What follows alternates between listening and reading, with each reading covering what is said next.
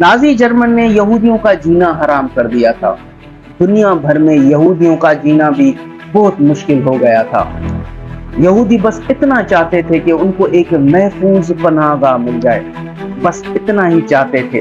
फिर उनको ऊपर वाले ने एक मौका दिया और यहूदियों को इसराइली यानी कि यहूदी रियासत आबाद करने के लिए मशरिकी अफ्रीका के मुल्क युगेंडा में यहूदी मुल्क बनाने की पेशकश की। जी हाँ, जो आज का इसराइल है ये मशरिकी अफ्रीका के मुल्क युगेंडा में बन सकता था।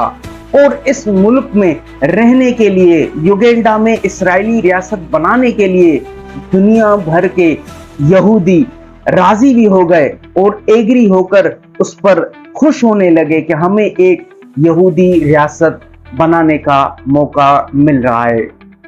फिर आता है एक यहूदी रब्बी मुल्ला जिसने सारी गेम ही बदल डाली। इस यहूदी रब्बी मुल्ला को अपने ही यहूदी बुत परस्त और काफर कहते थे, मगर इस रब्बी ने फिर एक ऐसी जहरीली पुल तामीर की जिसमें यहूदियत और कौम परस्ती को मिलाकर एक साजिश जड़ी गई। आज फलस्तीन में खून रेजी हो रही है और इस खून रेजी की जड़ें एक सदी पुरानी है। आज मैं आपको डिटेल से समझाऊंगा कि ये इसराइल जो आज फलस्तीन में आबाद है ये युगेंडा में बन सकता था, मगर क्यों न बन सका। Let's begin. 1903 में बरतानवी सेक्रेटरी जोसेफ चैम्बरलेन ने उस वक्त के यहूदियों को मशरिकी अफ्रीका युगेंडा में यहूदी रियासत की पेशकश की। दुनिया भर के यहूदी बहुत खुश थे और हैरान भी थे कि उनको एक यहूदी रियासत बनाने का मौका मिल रहा है। यहूदियों की आखिरी रियासत 6वीं सदी में थी और अब 6वीं सदी के बाद 20वीं सदी में उनको दोबारा एक यहूदी रियासत बनाने का मौका मिल रहा था। दुनिया भर के यहूदियों की एक कांग्रेस भी हुआ करती थी जिसमें दुनिया भर के मजबूत और बाअसर यहूदी लोग हुआ करते थे। इस कांग्रेस में 295 वोट थे जिसमें 178 लोगों ने वोट देकर युगेंडा में आबाद होकर यहूदी रियासत बनाने की मंजूरी दी। फिर आता है यहाँ पर वो खिलाड़ी जिसने सारी गेम ही बदल डाली। ये यहूदी रब्बी मुल्ला इब्राहिम कॉक था, जिसे उस वक्त के बहुत बड़े बड़े यहूदी रब्बी अपने ही लोग उसे इब्राहिम कॉक को काफर और बुत परस्त तक कहते थे।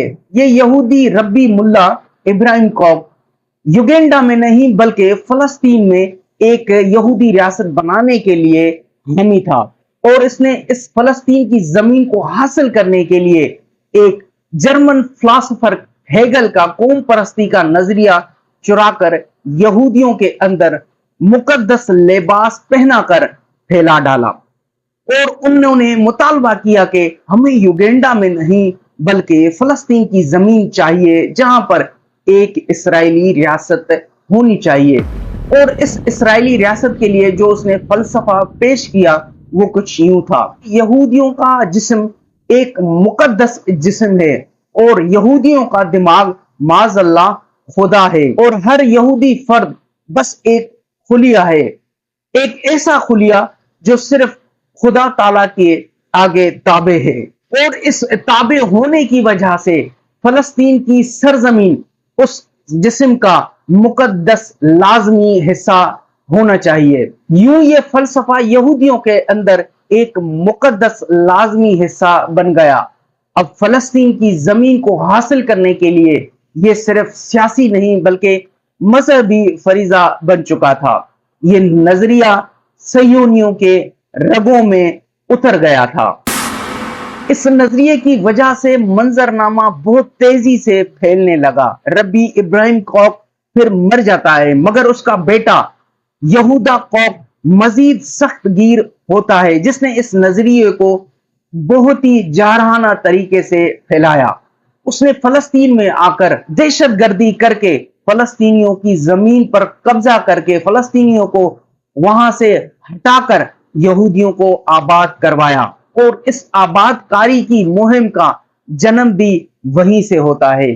और इस आबादकारी की जो ये सारी मुहिम है ये आज भी फलस्तीन और मशरिक वस्ता में ایک بہت بڑی آگ کی وجہ ہے۔